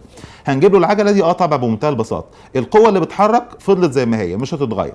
انا بجيب من المعطيات اهو القوه اللي كانت بتحركه 5 في 100 في 9.8. بس انا حضرتك قريت المساله مرتين وعدت الفيديو ده، انا بعيده دلوقتي اهو، وما لقيتش انه مديني في المعطيات القوه. لا، ما هو انت خلي بالك انه انا لما رسمت الرسمه الاولانيه دي ما كنتش راسمها كده اعتباطا، لا، ده كان القطار اللي كان كتلته 100 طن متحرك بسرعه منتظمه بتاثير هذه القوه اللي بتحركه. وما دام كان متحرك بسرعه منتظمه مش بعجله، يبقى اللي معاه قد العكس. يعني من الاخر القاف هي الميم، فالقوه اللي بتحركه هي 5 في 100 بوحده الثقل كيلوجرام. يعني 5 في 100 في 9.8 نيوتن. طبعا. بينما لما ال100 طن دول اصبحوا 80، القوه اللي بتحركه زي ما هي، بس بدل ما كانت مخليها ماشي بسرعه منتظمه خليته يشد شويه يمشي بعجله، لان الكتله بتاعته قلت. الله، طبعا. فاذا القاف اهي 5 في 100 في 9.8 ناقص الميم المقاومه اللي هي 5 في 80 في 9.8 80 طن. اهي الرسمه باينه جدا، المقاومه 5 في 80 بالثقل كيلو جرام فضربتها في 9.8 بيساوي الكتله المتحركه 80 طن. لازم اكتبها 80 في 10 اس 3 بوحده الكيلو جرام، لان شغال في معدل داخل فيها عجله، فلازم تبقى الوحدات بتاعتي كلها وحدات قياسيه. اللي حضرتك بتعمله ده بس فهمني عايز تطلع منه ايه؟ اطلع منه العجله، وهي بالفعل طلعت بمساعده الاله الحاسبه. اكتشف بمنتهى البساطه، حتى ممكن ناخد 9.8 عامل مشترك فيفضل 500 ناقص 400 واقسم على 80 في 10 اس 3. المهم الخلاصه الجيم تطلع علامه 0.1225 وحدتها متر على الثانيه تربيع. اللي انا طلعته علامه 0.1225 ده جايبه ليه اساسا؟ علشان عايز اعرف زي ما اتفقنا الخطوه الاخيره في الحل، عايز اعرف الجسم المتبقي 80 طن ده اللي هيتحرك بالعجله اللي احنا لسه مطلعينها، يا ترى هيقطع مسافه قد ايه في زمن 2500 على 7 من الثانيه. هي مساله قيمه جدا جدا جدا زي ما قلت لكم في الاول، بس نكمل الحته الاخيره اللي فاضله. اذا المسافه المقطوعه لحظه سكون العربه المنفصله، يا ترى القطر هيكون قطع مسافه قد ايه في الزمن اللي هو 2500 على 7 اللي احنا طلعناه. هفرض انه المسافه دي اسمها ف، وهنطلعها منين المسافه ف؟ بالقانون عن صفر ن زائد نص ج ن تربيع. مجرد تعويض، ما بعملش حاجه دلوقتي فيها تفكير. عن صفر ن السرعه اللي بدأ بيها هي نفس سرعه القطار لحظه الانفصال، عن صفر في الزمن اللي هو 2500 على 7 اللي هتسكن عنده العربه المنفصله، زائد نص في العجله اللي احنا لسه مطلعينها حالا 5 2 2 1 0 وعلامه في مربع الزمن اللي احنا طلعناه 2500 على 7 كل تربيع. الكلام ده بمساعده الاله هيدينا على طول المسافه، وخلصت المساله 7031 و25 متر. فاضل لي حته صغيره قوي بقى اقول له فيها البعد بين القطار والعربه المنفصله، اما وانه القطر في الفتره الزمنيه دي قطع 7031 وربع متر، بينما العربه المنفصله شخصيا قطعت 3 كيلومتر و125 من الف، وكنا اثبتناها. اذا البعد بينهما اللي هو طالبه بيساوي 7031 و25 ناقص 3125 بيساوي اللي هم 3 كيلو بس كاتبهم بوحده المتر، يديني 3906 و25 مترا. الحقيقه مساله طويله حلوه جدا، وزي ما قلت لكم الامتحان ده موجود على موقع وزاره التربيه والتعليم، امتحان قيم قوي ولكن بدون اجابه. هيتبقى لينا في الامتحان السؤال الاخير بس هنحله مع بعض، السؤال الخامس بالفقرتين السهلين بتوعه. الحقيقه المساله في السؤال الخامس الاولى رجعتنا تاني لتطبيقات على قوانين نيوتن للحركه. قدامنا اهي بيقول وضع جسم كتلته 400 جرام، اهي المسألة، وضع جسم كتلته 400 جرام على نضد أفقي خشن معامل الاحتكاك 5/8. ربط هذا الجسم بخيط خفيف يمر على بكرة صغيرة ملساء مثبتة عند حافة هذا النضد، ويحمل في طرفه الآخر جسما كتلته 300 جرام. تركت المجموعة للحركة من السكون، احسب مقدار عجلة الحركة. والجزء الثاني، وإذا فصل من الجسم الثاني جزء كتلته 70 جرام بعد ثانيتين من بداية الحركة، فاثبت أن هذه المجموعة تقطع مسافة 315 سنتيمتر قبل أن تسكن. طبعا شفنا النوع ده من المسائل واحنا بنحل مسائل كتاب الوزاره على تطبيقات قوانين نيوتن، ومحتاج انا رسمتين، رسمه قبل الانفصال ورسمه بعد الانفصال، وكالعاده هنرسم ونرجع نقرا المعطيات مره تانية على الرسمه اللي احنا هنرسمها مع بعض. هو بيكلمني عن مستوى افقي، نضد افقي، ثم بكره ويتدلى جسم كتلته 300 جرام. فانا هاخد المسطره بتاعتي وهعمل النضد الافقي اهو بالشكل ده، وهعمل الكتلة 400 جرام اللي قال عليها موضوع على هذا النضد، ثم هنا كمان في كتلة 300 جرام نعملها من دلوقتي. محتاج كمان بالمسطرة أعمل الرسمة التانية اللي هنحتاجها بعد انفصال جزء من الكتلة اللي كانت بتتدلى رأسيا حسب معطيات المسألة اللي هنقراها مع بعض بعد ما نرسم رسمتنا. ثم هيتدلى هنا كتلة جديدة أكيد هتقل عن الأولانية لأنه انفصل جزء من هذه الكتلة اللي بتتحرك رأسيا. نرجع نعمل البكرة اللي هيمر فيها الخيط ويتدلى منها الجسم بالشكل ده، والناحية التانية كمان نعمل البكرة اللي هيتدلى منها الخيط، ثم نرجع ناخد المسطرة بتاعتنا، وده الخيط اللي هيمر على البكرة الملساء، وده الناحية التانية ميم ر لأنه المستوى الأفقي كان خشن، وده الخيط اللي هيتدلى من البكرة، وكمان مركبة للوزن. الكلام ده طبعا احنا متمرنين عليه كتير فمش هيحتاج مني اي وقت، لكن مهم اني انا ارسم الرسمة بالشكل ده قبل ما اتعامل مع الحل. كمان الناحية التانية في مقاومة هي م ر او احتكاك نهائي نقدر نقول، وهنا الشد في الخيط، ثم يتدلى خيط اخر، والجسم المتدلي له وزن رأسي الأسفل. أنا محتاج الرسمتين، الحقيقة محتاج الرسمتين، أنت عايز تكتفي بواحدة براحتك طبعا، بس أنا محتاج المسألة تكون واضحة قدامي، وهقرأ لك الكلام ده مرة تانية بعد ما نكتب البيانات على الرسمة.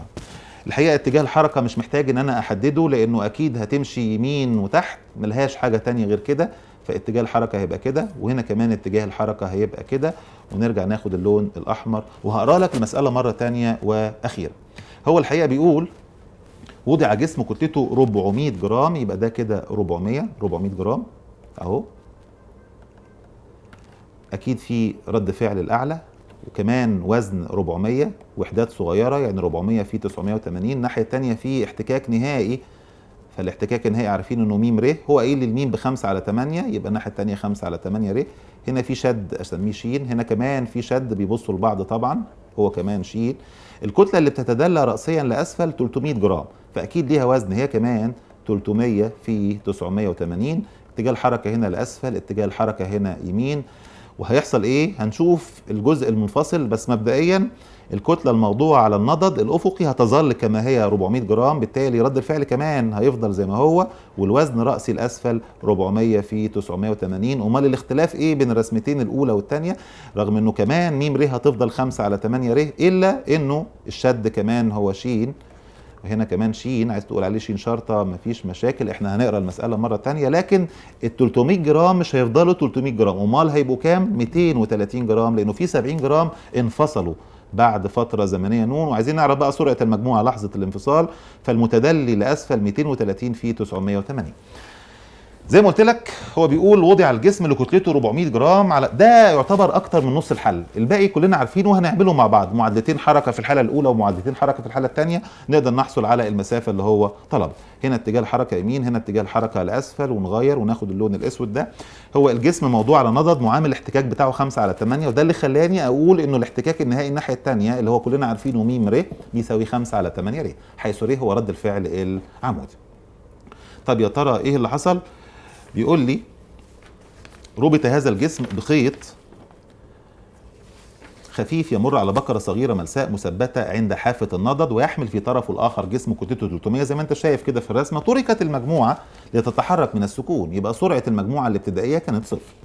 احسب مقدار عجلة حركة المجموعة. طب نخلص من الرسمة الأولى، هنجيب عجلة حركة المجموعة منين؟ يا إما تقول له مجموع القوة على مجموع الكتل، يا إما تعمل معادلتين حركة. هعمل لك معادلتين حركة لأن المسألة اللي فاتت في نفس الامتحان ما عملتش فيها معادلات حركة. يبقى كنوع من التغيير بالنسبة للكتلة 300 جرام اللي مع ناقص العكس بيساوي كف ج، وبالنسبة للكتلة 400 جرام برضو اللي مع ناقص العكس بيساوي كف ج. إذا المعادلة الأولى 300 في 980 ناقص الشين بيساوي 300 ج. المعادلة الثانية اللي مع ناقص العكس يعني ش ناقص 5 على 8، وبالمره بقى ما اكتبش ر لان عارف ان ر بتساوي 400 في 980، يبقى على طول في 400 في 980 بيساوي 400 ج. بقى عندي معادلتين والمسطره بتاعتي، وكالعاده زيها زي كل المسائل بطاير الشد مع الشد مباشره بجمع المعادلتين. فاصبح عندي ال8 ممكن تروح مع ال400 تفضل 50 في 5 يعني 250، فعمليه اختصار بسيطه كانها 980 في 300 ناقص 250، كل ده بيساوي 700 ج. هلم الحاجات دي عشان ما نضيعش وقت، تطلع العجله على طول ب 70 سنتيمتر على الثانيه تربيع. كده خلصت نص الحل، لانه طلب مني عجله حركه المجموعه جبتها طلعت ب 70 سنتيمتر على الثانيه تربيع. طلباتك ايه في الجزء الثاني والاخير من المساله ما قبل الاخيره في الامتحان؟ بيقول لك واذا فصل من الجسم الثاني جزء كتلته 70 جرام بعد ثانيتين من بدايه الحركه. فالجزء الثاني اللي هو 300 جرام ده الجسم اللي قاله 300 جرام هينفصل منه 70 جرام، فالمتبقي 230 جرام. طب ايه اللي هيحصل؟ هو بيقول اذا فصل هذا الجسم 70 بعد ثانيتين من بدء الحركه. ما تنساش انه كانت الحركه بادئه من السكون، سرعتها للدقيقه بصفر. يا ترى بعد ثانيتين نقدر نعرف سرعه المجموعه؟ اكيد نقدر نعرف سرعه المجموعه لحظه الانفصال، لان اصبح عندي العجله موجوده ب 70 سنتيمتر على الثانيه تربيع. وهتفرق مع حضرتك قوي سرعه المجموعه بعد ثانيتين؟ طبعا، لانها تعتبر السرعه الابتدائيه للمجموعه بعد الانفصال. طب عايز ايه بس من الاخر؟ عايز اثبت ان المجموعه تقطع مسافه 315 سنتيمتر قبل ان تسكن. يعني من المفترض انه بعد الثانيتين الكتله اللي كانت 300 هتبقى 230، فالمجموعه تتحرك بتقصير. هنجيبه اكيد هتتحرك بتقصير، لانه قال لي اثبت انها هتسكن بعد قطع مسافه 315 سنتيمتر. ولذلك انا مضطر ارسم الرسمه الثانيه دي. حلو قوي. طب نتعامل ازاي؟ اول حاجه بعد ثانيتين، بعد 2 ثانيه، يا ترى سرعه المجموعه تبقى كام؟ فنقول له بعد 2 ثانيه عين بيساوي عين صفر زائد ج ن. برضه مساله محترمه قوي. سرعه المجموعه اللي احنا عايزين نعرفها بيساوي السرعه اللي بدات بيها، السرعه الابتدائيه كانت بصفر، زائد العجله اللي احنا طلعناها ب 70 وحدات صغيره في الزمن 2. اذا السرعه بوحده السنتيمتر على الثانيه طلعت ب 140 سنتيمتر على الثانيه. دي ايه دي بقى حضرتك؟ دي سرعه المجموعه لحظه الانفصال بعد ما اصبحت الكتله الجديده 230 مباشره. دي تعتبر سرعه ابتدائيه ب 140 سنتيمتر على الثانيه. ممكن كمان انا افضل انك تقول له كده للتوضيح للي بيصحح، وهي سرعه المجموعه لحظه الانفصال. حلو قوي. طب هنعمل بيها ايه؟ هنعمل معادلتين حركه جداد عشان نعرف العجله اللي انا متاكد انها هتطلع سالبه، زي المعادلتين اللي فاتوا اللي طلع منهم العجله بموجب 70 سنتيمتر على الثانيه، معادلتين الحركه بسرعه للمره الثانيه والاخيره اللي مع ناقص العكس بيساوي كف ج، فنقدر نقول له 200 فهمني بس حضرتك ليه هتعمل معادلتين تاني؟ لان في عجله جديده عايزين نعرفها، عجله سالبه، عشان يبقى عندي سرعه ابتدائيه هي سرعه المجموعه ب 140 لحظه الانفصال، وعجله هطلعها لك حالا من المعادلتين اقدر اعرف المجموعه قطعت مسافه قد ايه. عندي سرعه ابتدائيه وعندي عجله. فنقول له ف بيساوي عن صفر ن زائد نص ج ن تربيع. تعال نشوف ايه اللي هيحصل، او نقول له بقى ساعتها عين تربيع بيساوي عن صفر تربيع زائد 2 ج ف، لانه مش مديني الزمن اللي عنده هتقطع المسافه دي، لكن قايل لي هي هتسكن بعد قطع مسافه، قال لي اثبت انها هتسكن بعد قطع مسافه 315، فالانسب نقول له عين تربيع بيساوي عن صفر تربيع زائد 2 ج ف. دي الخطه. التنفيذ في منتهى البساطه، 230 في 980 ناقص الشين بيساوي الكتله 230 في العجله اللي بندور عليها. المعادله الثانيه والاخيره ش ناقص 5 على 8 في 400 برضو في 980 بيساوي 400 ج. وكالعاده هنتخلص من الشد بالموجب والشد بالسالب، فبمنتهى البساطه هيطلع لي 980 في كانها عامل مشترك 230 اللي توقعته لقيته الحقيقه. لازم كانت تطلع العجله سالبه، امال يعني الجسم هيسكن ازاي؟ المجموعه دي هتسكن وهي ماشيه بعجله موجبه؟ ما ينفعش. 230 ناقص 250 بيساوي 630 ج. يبقى بمجرد النظر عرفنا العجله، وزي ما قلت لك من الاول زي ما توقعت انا وانت، العجله بناقص 280 على 9 سنتيمتر على الثانيه تربيع. خلصت المساله؟ خلصت. بس طلع الناتج النهائي بقى، اقول له عين تربيع بيساوي عن صفر تربيع زائد 2 ج ف. المجموعه في الحاله الثانيه بعد الانفصال هتسكن، سرعتها هتبقى صفر، بدأت بسرعة 140 سنتيمتر على الثانية، همشيها وحدات صغيرة فاكتبها 140 تربيع زائد 2 في العجلة السالبة، العجلة التقصيرية، ناقص 280 على 9 في المسافة اللي بندور عليها. بمجرد النظر باستخدام الآلة هيدي لك المسافة 315 سنتيمتر. هي دي المسافة اللي هتتحركها المجموعة قبل أن تسكن بعد الانفصال مباشرة. ما فضليش في امتحاننا المحترم اللي حليناه مع بعض النهاردة إلا السؤال الأخير، مسألة ظريفة برضو أخيرة مش طويلة، بتقول أثرت قوة قدرها 12.6 نيوتن. هذه القوة أثرت على جسم ساكن موضوع على مستوى أفقي لفترة زمنية، فاكتسبت في نهاية هذه المدة طاقة حركة، أو اكتسب الجسم في نهايتها طاقة حركة قدرها 9 ثقل كيلوغرام متر. بلغت كمية حركته عندئذ 42 كيلوغرام متر على الثانية. ثم رفعت القوة فعاد الجسم إلى السكون مرة أخرى بعد قطع مسافة 21 متر من لحظة رفع القوة. اوجد كتلة الجسم ومقاومة المستوى لحركة الجسم بالنيوتن بفرض ثبوتها، ثم اوجد كمان زمن تأثير هذه القوة. الحقيقة الامتحان للمرة الرابعة ويمكن الخامسة امتحان محترم قوي قوي قوي، ما نقدرش نقول صعب، بس أفكاره محتاجة طالب فاهم ويكون طالب متميز وبذل مجهود في مذاكرة الديناميكا. تعال بقى نحل. انا محتاج رسمة واحدة بس، على الرسمة دي هشرح لك الكلمتين اللي احنا قريناهم مع بعض دلوقتي. فما دام محتاجين رسمة كده بسرعة نمسح الكلام ده، تعالى بقى نرسم الكلام دوت واحدة واحدة ونقرأ المسألة مرة تانية وأخيرة ونشوف هنتعامل معاها ازاي.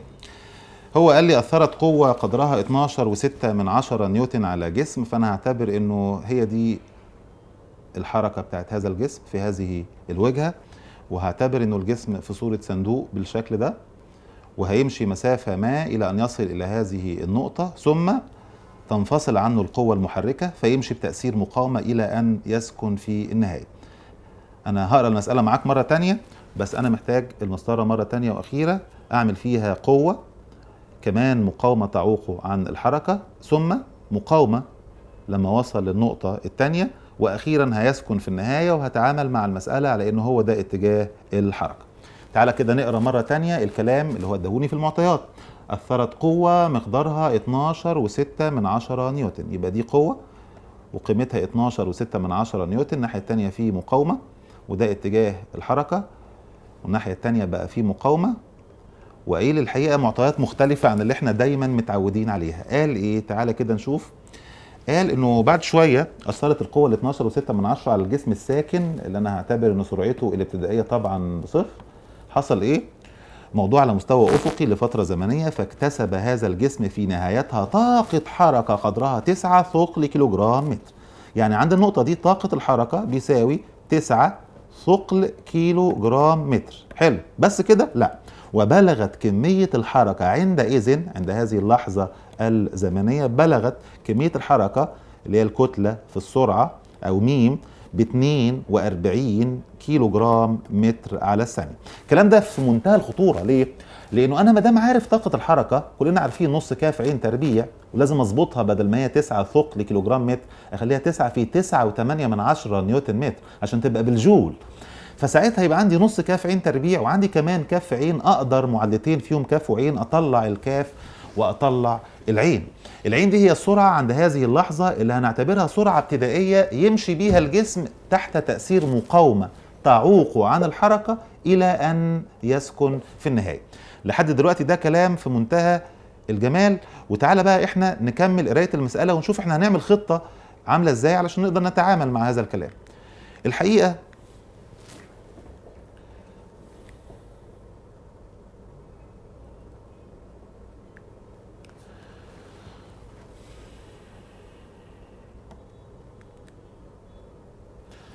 طيب نقرا كده نشوف ايه اللي حصل.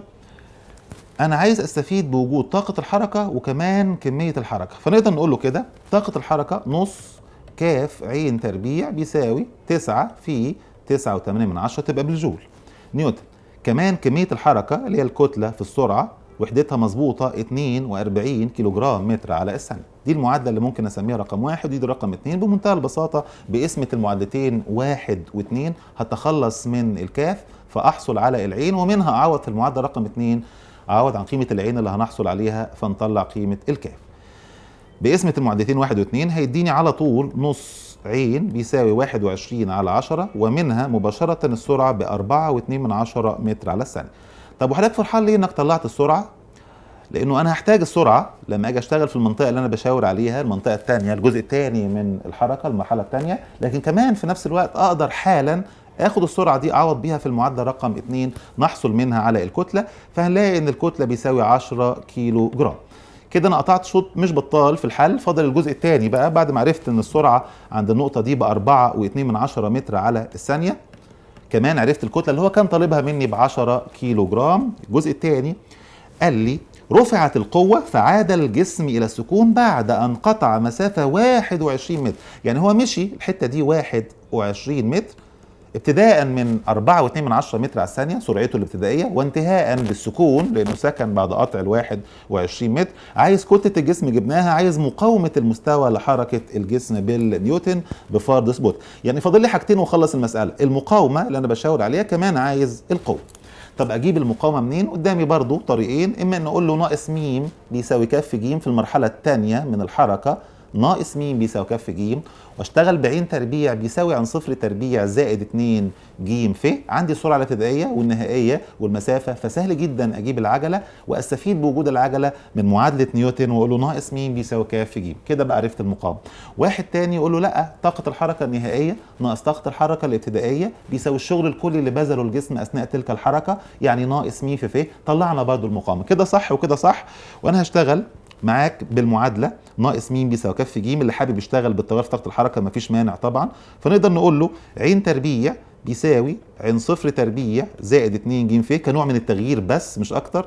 السرعه النهائيه بصفر والابتدائيه 4.2 تربيع زائد 2 في العجله في المسافه اللي كان مديها لي 21 متر. عمليه حسابيه في منتهى البساطه، وحابب اسمي دي ج شرطه عشان كان عندي ج قبل كده او هيبقى عندي ج في المرحله الاولى.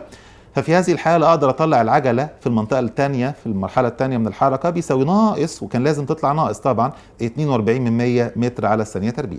استفدنا بيها في ايه؟ في معرفه المقاومه من قوانين نيوتن. ناقص م بيساوي ك في ج.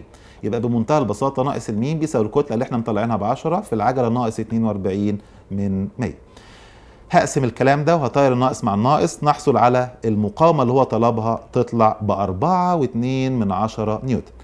خدنا الدرجة بتاعت المقاومة وكمان الدرجة بتاعت الكتلة، وتبقى الجزء الأخير في المسألة وفي نفس الوقت الجزء الأخير في الامتحان، وهو الحصول على القوة. كيف نحصل على هذه القوة؟ أبص بقى في المنطقة الأولى وأقول له اللي مع ناقص اللي عكس بيساوي ك في ج. فأقدر أقول له ق ناقص م بيساوي ك في ج. القوة 12.6 ناقص المقاومة اللي هي 4.2 احنا طلعناها بيساوي الكتله 10 في العجله اللي احنا هنطلعها. ده للحصول على الجزء الاخير في المساله اللي هو الزمن. هو عايز كمان زمن تاثير القوه، لان جبت له كل الحاجات. هو كان مديني في المعطيات القوه اللي قدرها 12.6، يعني اللي كان متبقي لينا بوحده النيوتن كان متبقي لينا بس الزمن اللي انا هطلعه حالا دلوقتي. اوجد زمن تاثير القوه. هو فين زمن تاثير القوه؟ الزمن اللي هيستغرقه الجسم في الانتقال من النقطه دي لحد النقطه دي، لانه عند النقطه دي القوه انفصلت ما بقتش موجوده، يعني ألغينا تأثير القوة بعد قطع هذه المسافة. فعايز أعرف زمن تأثير هذه القوة عن طريق العجلة اللي اتحرك بيها الجسم في الانتقال من النقطة دي لحد النقطة دي. فقاف ناقص م بيساوي ك في ج. القوة 12.6 ناقص المقاومة لسه مطلعينها ما اتغيرتش 4.2 بيساوي الكتلة في العجلة. قدرنا نطلع العجلة 84 متر على الثانية تربيع. جبناها ليه العجلة؟ علشان نعرف الزمن. فنقول له عين بيساوي عين صفر زائد ج ن النهائية اللي هي 4.2. ما حضرتك لسه من شوية اعتبرتها ابتدائية في المنطقة الثانية لكن نهائية في المرحلة الأولى.